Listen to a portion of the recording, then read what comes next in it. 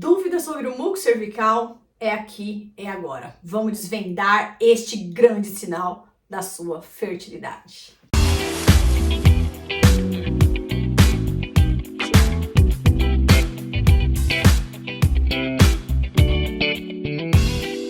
Olá, eu sou Maria Angélica, Nutri das Mamães, e antes da gente continuar, quero agradecer ao pessoal lindo do podcast do Positivo ao Nascimento, a vocês, meus inscritos, meus seguidores aqui do YouTube. Para quem não é ainda, quero convidar você a se inscrever no canal, dar um like nesse vídeo, ativa o sininho das notificações para não perder nada do que acontece aqui no canal da Nutri. Além disso, é claro, conheça também o www.nutridasmamães.com, um site que também tem informações sobre tudo o que acontece nesse momento da maternidade e também informações para agendar a sua consulta comigo, caso você sinta-se interessado nisso, certo?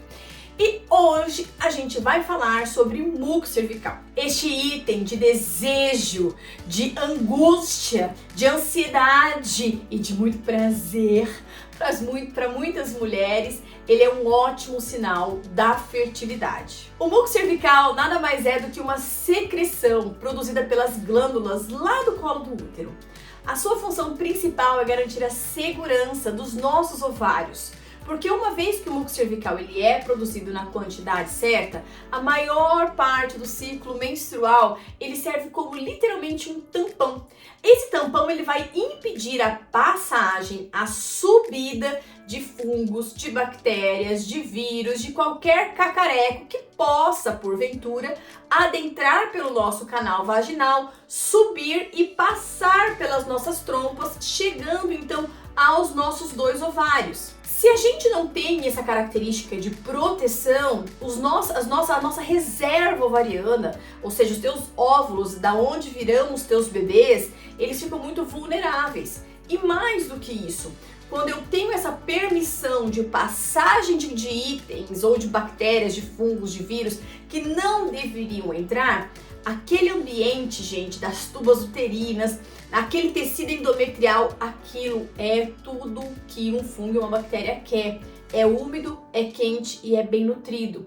Então muitas mulheres se deparam com uma situação de não conseguirem evoluir em uma gestação porque há uma perda gestacional logo no começo. Ou o bebezinho não se fixa, ou a gestação não consegue evoluir. E isso acontece também em decorrência da presença de fungos, bactérias, vírus, enfim, qualquer coisa que possa encontrar ali nessa região é um espaço confortável para ela se desenvolver, gerando uma ativação do sistema imunológico que vai impedir então uma gestação de evoluir, porque acaba, infelizmente, identificando o bebezinho ali como sendo também um grande problema, mais um problema, assim como os fungos, bactérias. Então o muco cervical, ele é literalmente uma proteção para nossa fertilidade. Mas dentro de um ciclo menstrual regular, quando a gente chega perto do dia fértil, que isso pode variar de pessoa a pessoa, a gente já discutiu isso aqui,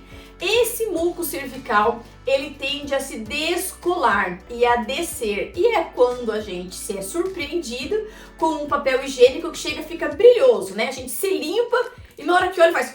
O papel higiênico escorrega e fala, nossa, que estranho. Aí você olha no papel higiênico assim, o papel higiênico chega a estar brilhoso, né? Então é uma coisa muito interessante de você começar a notar isso, colocar no seu aplicativo que dia você tem observado o muco, porque a probabilidade é que 1-2 dias depois da presença desse muco, você esteja realmente ovulando. E por que isso acontece mais ou menos nesse período? Porque quando a gente tem um ciclo menstrual regular, mais ou menos no 14º dia, a gente tem um pico de estrogênio. E é nessa alteração em que a gente tem, então, uma liberação desse muco cervical, que é um sinal que você vai ovular. E Deus é tão maravilhoso, tão perfeito, que Ele fez a gente exatamente de maneira impecável, né? Porque esse estrogênio, que ao mesmo tempo muda a característica do muco cervical, para permitir, então, a passagem do espermatozoide, porque até então o muco servia como um tampão. Não passa nada, não passa fungo, não passa bactéria, não passa vírus, não passa sujeira e não passa espermatozoide, porque não é período fértil. Mas na hora que você está ovulando, a gente tem esse aumento do estrogênio, esse muco cervical tem a característica dele, a característica física dele muda para um muco mais liguento e ele acaba escorregando e descendo. E ao mesmo tempo a ovulação acontece. Mas veja que interessante, esse aumento desse estrogênio também tem uma função relevante, que é para melhorar a qualidade do seu endométrio. Esse endométrio que vem na sequência do nosso ciclo menstrual, ele precisa ser mais espesso. Então, ao mesmo tempo que esse estrogênio altera o muco cervical, vai melhorar também a nossa característica de espessura endometrial, favorecendo então a gestação de acontecer. Que coisa linda, gente. É perfeito demais. O que você não pode se confundir? É muco cervical com corrimento vaginal, tá? Se você sentiu dor, se você tá sentindo coceira, se você tá sentindo mau cheiro, ou se a característica do teu muco, ele tá muito grumento, ele tá muito esbranquiçado, cheio de grumos, isso não tá normal. Então a sugestão e a orientação aqui é procure o seu ginecologista para que ele avalie o que está acontecendo e entre, se porventura for necessário, com um tratamento adequado para as tuas necessidades.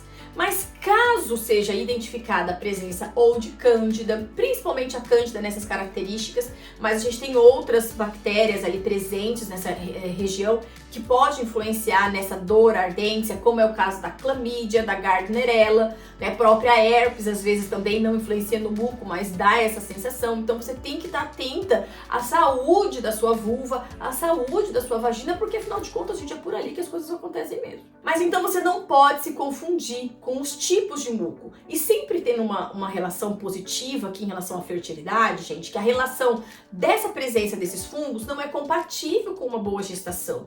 Não é que você não possa engravidar por você ter cândida. Não, isso pode acontecer. E acontece e muito. Mas eu digo que não é mais interessante a gente parar e pensar por que eu tô tendo isso? Será que eu tô me alimentando com uma carga de açúcar muito grande que tá garantindo um bom ambiente para o desenvolvimento desse fungo? Será que eu não tô passando ou secando ou higienando certas minhas calcinhas? Será que eu tô fazendo alguma coisa de errado? Quer saber uma coisa que muitas pessoas, muitas mulheres acabam se equivocando e promovendo um melhor ambiente para a presença desses fungos, gente? Primeira coisa, usar absorvente diário. Absorvente diário é uma lástima, é uma coisa horrível para a saúde vaginal. Então, se você tem a prática de utilizar absorvente diário, pare imediatamente. Inclusive, tem um médico que tem um programa chamado Domingo Sem Calcinha. E eu tenho vontade de lançar o Dormindo Sem Calcinha. Porque no meu ponto de vista, todas nós deveríamos dormir sem calcinha. Sabe aquele jargão antigo para pegar um vento? É mais ou menos isso, gente. Durma sem calcinha para ventilar a sua pepeca e garantir que ela tenha ali uma microbiota mais interessante do que uma cândida, uma gardnerella, uma clamídia, sabe lá Deus mais o que. Mas tem uma outra coisa também que muitas mulheres fazem, que é fazer a ducha higiênica. Gente, a ducha higiênica, ela simplesmente faz uma lavagem de tudo que tem lá dentro, inclusive da microbiota, que promove uma proteção para a sua microbiota vaginal. Ela lava as bactérias que nos ajudam e muitas vezes o fato dela tirar as bactérias que são positivas, também essa água, essa ducha com força, ela pode alterar o pH da sua vagina, porque ainda, além da ducha, muitas mulheres também se utilizam de sabonete íntimo. Nada, gente, dessas coisas que tem muito cheiro, que tem cor, que tem produtos químicos, devem ser colocados dentro da nossa vagina, porque a nossa vagina ela foi feita de maneira perfeita. É para ter um pH adequado, que vai para garantir uma proteção vaginal. Inclusive o pH da vagina muda também ao longo do ciclo para também ajudar esse espermatozoide no período fértil. E a partir do momento em que você fica usando sabonete ou que você fica fazendo ducha higiênica, você altera tudo isso e começa a influenciar de maneira negativa o seu período fértil e a sua capacidade de engravidar. E como é que a gente faz, então, para melhorar o muco cervical? Primeira coisa e a mais importante de todas é garantir que você tenha uma produção hormonal adequada. Por quê? Porque lembra que a gente falou do estrogênio, que ele vai ter um pico pré antes ali da ovulação acontecer. A partir do momento em que você tem uma vida cheia de toxinas ambientais, alumínio, mercúrio, cádmio, poluentes ambientais, migrantes de embalagem, coisas que eu vivo falando por aqui, a gente vai ter uma presença dos disruptores endócrinos, que são compostos da vida do dia a dia da gente, que influenciam nessa produção hormonal. E adivinhem só, a gente não apenas não vai ter uma quantidade de muco cervical interessante, como a gente também pode ter um prejuízo para a própria maturação desse endométrio e prejudicar, então, a evolução da gestação. Então, o primeiro ponto que a gente tem que entender é: os teus hormônios estão bons? O teu ciclo menstrual está funcionando certinho? Isso tem que ser feito, gente, através de um exame laboratorial de sangue seriado, né? Ou você pode fazer vários meses seguidos, ou a gente faz pelo menos um painel em dias específicos do ciclo, para a gente entender certinho qual que é o teu padrão de concentração dos hormônios que estão atuantes naquele momento específico do ciclo. E aí a gente tentar ajustar isso através tanto de algumas estratégias alimentares, mas muitas vezes, dependendo do teu caso, o próprio médico entra com alguma estratégia medicamentosa. Se for o caso de uma reprodução assistida, se for o caso de uma inseminação, enfim, dentro de um contexto de programação metabólica, o ideal é a gente garantir que todo esse contexto do teu próprio corpo funcione. E aí a gente tem então as estratégias alimentares, que são top das galáxias. E o que a gente tem aqui então? A gente tem 3 alimentos que são bastante interessantes para o estrogênio. O primeiro deles é a linhaça, que é aquela sementinha, que eu vou sugerir que você deixe ela de molho, tá? Deixa a linhacinha de molho ali em água mesmo e bata ela num suco. Estando grávida, eu não gosto da linhaça, então a linhaça das sementes eu realmente peço para que não consuma, então muita atenção. O óleo de prímula, ele é bastante interessante, então você também pode tomar aí na sua primeira fase do ciclo menstrual, né, onde a gente ainda não ovulou, pode ser consumido também. E o terceiro é o inhame. Não é à toa que o inhame, né, muita gente toma elixir de inhame e tal, enfim, um monte de coisas relacionadas ao inhame, porque sim, ele também tem uma característica de fitoestrogênica, pela presença da diogenina, que é um composto bioativo, que vai estimular então, que vai induzir o seu corpo a ter uma presença maior aí de estrogênio. Agora, o que é fato, gente, é que você vai sair desesperada comendo linhaça, prímula e o inhame?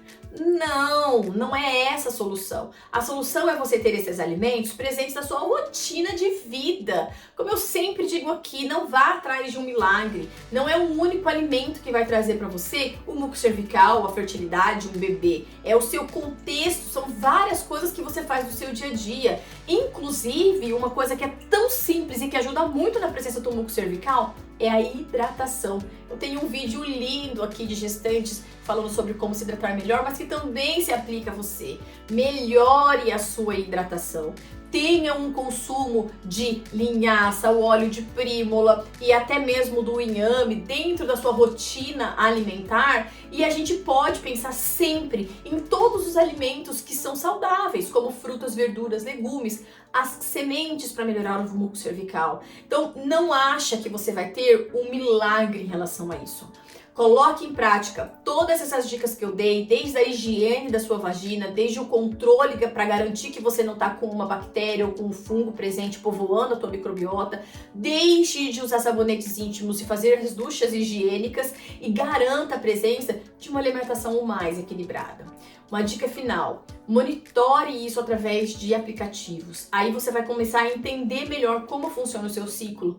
Não adianta querer fazer isso em um único mês. Se você está começando agora nas estratégias aí de tentar engravidar, você vai precisar monitorar para garantir que você entenda que no dia do muco, ou tem muco ou não tem muco, tem mês que tem mais, tem mês que tem menos, tem mês que não tem.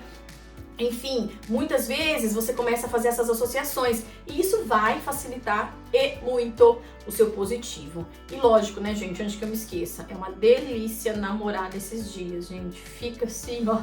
Ui, que delícia! Espero que você tenha gostado desse vídeo. Peço que se inscreva no canal. Se você ainda não é inscrito, dê um like nele, ative o sininho das notificações. Mas o mais importante, deixe aí nos comentários, né, que foi um Oi, Maria Angélica. Um beijo pra vocês e vejo vocês no próximo. Tchau!